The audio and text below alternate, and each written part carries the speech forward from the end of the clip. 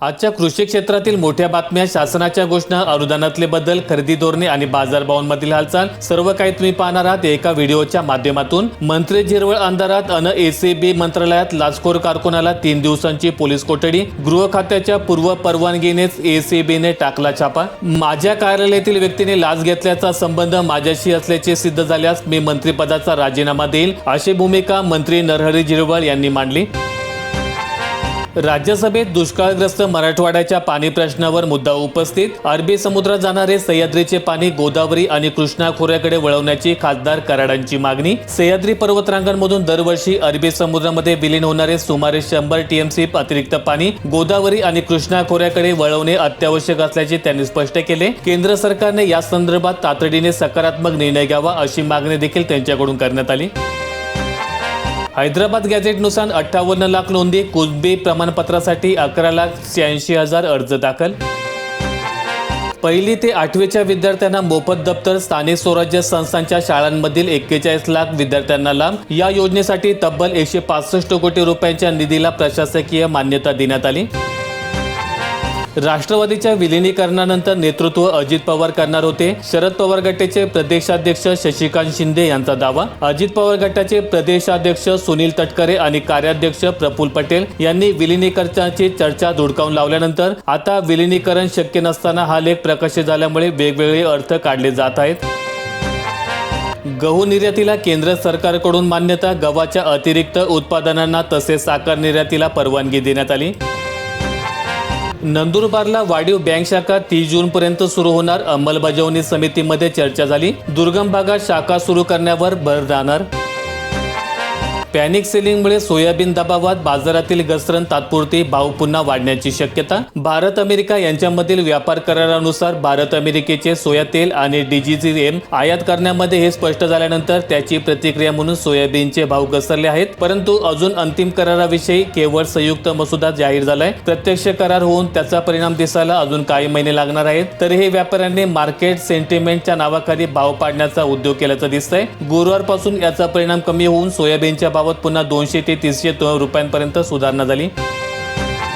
शासनाने मोबाईल दिले पण रिचार्ज विसरले, अंगणवाडी सेविका स्वतःच करतात रिचार्ज। अंगणवाडी सेविकांना भुर्दंड, पैसे जमा करण्यामध्ये दिरंगाई। कामकाज सुरू झाल्याच्या पार्श्वभूमीवर अंगणवाडी सेविकांना रिचार्ज करून देण्यात आले होते, त्यानंतर रिचार्जचे पैसे त्यांच्या खात्यावर जमा होऊ करण्यात आले। मात्र गेल्या काही महिन्यांपासून रिचार्जचे पैसे खात्यावर जमा होत नसल्याचं अंगणवाडी सेविकांच्या मार्फत सांगण्यात येत आहे।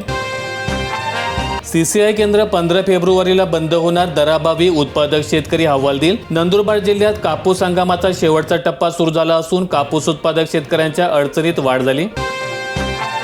7-12 बोजा हटणार, 1990 ते 2025 पर्यंतच्या सर्व शेतकऱ्यांना कर्जमाफी मिळणार, शेतकऱ्यांना मोठ्या प्रमाणात दिलासा। ज्यांची माहिती शासनाला जाणार नाही तेथील शेतकरी कर्जमाफीपासून वंचित राहू शकतील, असंही बोललं जातंय। दरम्यान थकबाकीदार शेतकऱ्यांचा 7-12 कोरा होणार की नाही, की काही लोकांचीच कर्जमाफी होईल, याकडे संपूर्ण राज्याचं लक्ष लागून राहिलंय।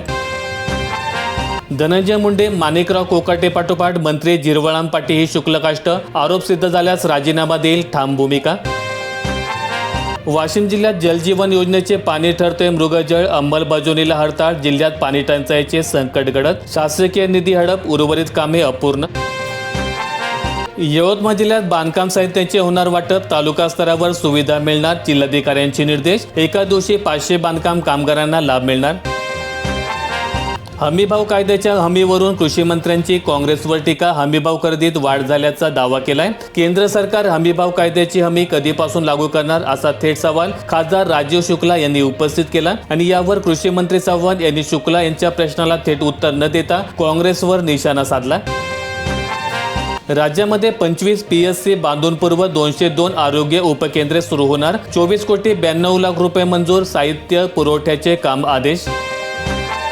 कापूस, सोयाबीन आणि मक्याच्या दरात घसरण, ट्रेड डीलचा फटका, जानेवारीच्या तुलनेत 7 ते 10% दर उतरले आणि यामुळे सोयाबीन आणि सरकेचे दर घसरले। सरकेच्या दरातील घसरणीमुळे कापसाचे दर उतरले।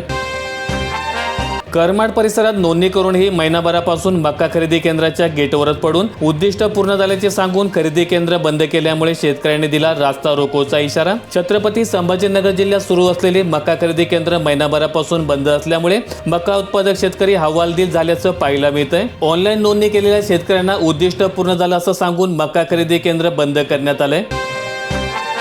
नव्या कार्यालयात प्रवेश आणि शेतकऱ्यांना 2000 मिळाले। पंतप्रधान नरेंद्र मोदी यांनी शुक्रवारी नवीन PMO सेवा तीर्थ आणि कर्तव्य भवनांचे उद्घाटन केल्यानंतर काही तासांत स्वीकारल्यानंतर अवघ्या काही तासात प्रधानमंत्री किसान सन्मान निधीचा 19वा हप्ता जारी केला आणि महिलांसाठी काही महत्त्वाच्या योजनांना मान्यता दिली। शेतमाल कवडीमोल शेतकरी मेहनतीला न्याय कुठे, शेतकऱ्यांची घुसमट वाढते। शेती शेतकरी अर्थव्यवस्थेचे भवितव्य अंधारात, कर्जबाजारीपणामुळे ग्रामीण अर्थव्यवस्थेचा गंभीर प्रश्न। शेतीत भवितव्य दिसेनासे झाल्यामुळे तरुण पिढी कामाच्या शोधात शहरांकडे, ग्रामीण भागातील विदारक चित्र। बुलढाणा जिल्ह्यात जलजीवन मिशन रखडले, 645 पैकी 467 योजना अपूर्ण। कंत्राटदारांचे काम बंद आंदोलन सुरू, 200 योजना 75% पूर्ण झाल्या, निधीची समस्या जाणवते।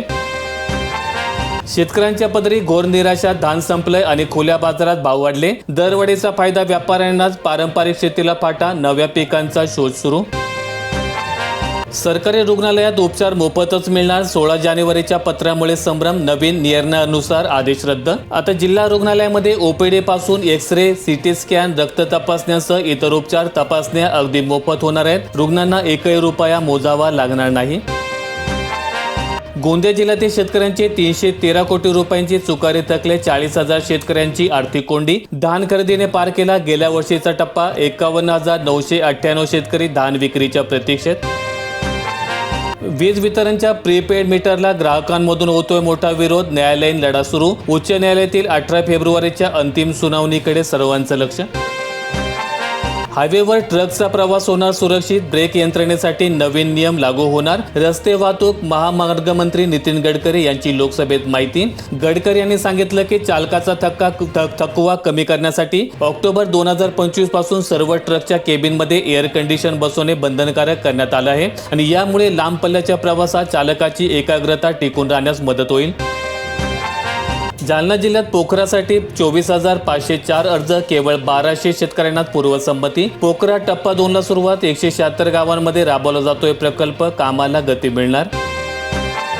वाशिम जिल्ह्यात सहाय्यक स्तरावर ई-पीक पाहणी 76% नोंदणी आटोपली, तलाठी आणि कृषी सहाय्यकांकडून नोंद केली जाते। अहिल्यानगर जिल्ह्यात चालू हंगाम कालावधीमध्ये अवघ्या एकाच कारखान्याच्या वजन काट्याबाबत तक्रार, महसूल, वैद्यमापन विभाग आणि साखर आयुक्तालय विभागाकडून पाहणी करण्यात येणार। धाराशिव जिल्ह्यात 2020च्या पीक विम्यासाठी 134 कोटींची मंजुरी, तरी शेतकऱ्यांची प्रतीक्षा संपणार नाही। सर्वोच्च न्यायालयात 23 फेब्रुवारीला पुढील सुनावणी, तांत्रिक अडचणींमुळे 3.5 लाख शेतकरी प्रतीक्षेत।